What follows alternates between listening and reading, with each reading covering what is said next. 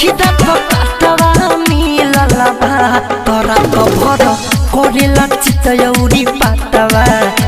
दाँत काटवा मिलल बा मन करे दूरी सदा एकर दाँतवा दाँत काटवा मिलल बा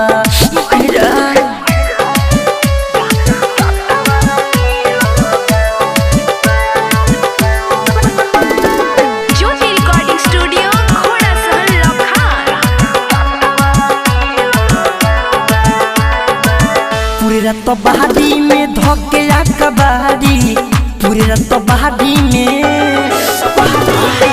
पूरी रात बहादी में धोके कबाड़ी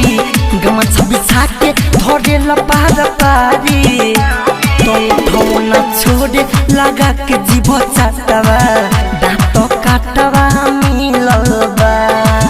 मन करे दूरी सारा एकर दाँतवा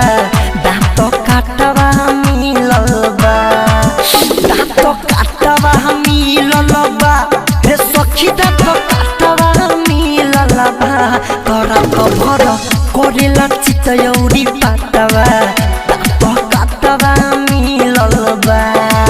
मन करे दूरी सदा एकर दाँतवा दाँत काटवा मिलल बा रे सखी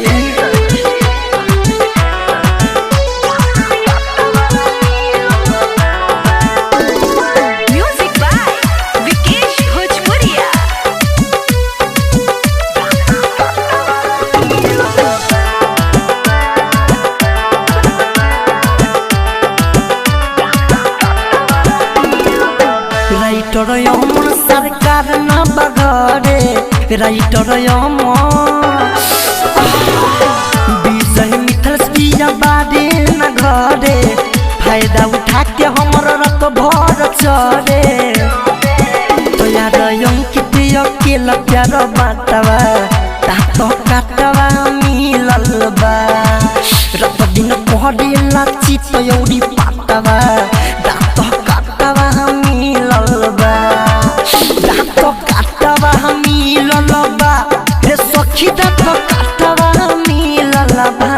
तोरा कभर करेला चितयौरी पाटवा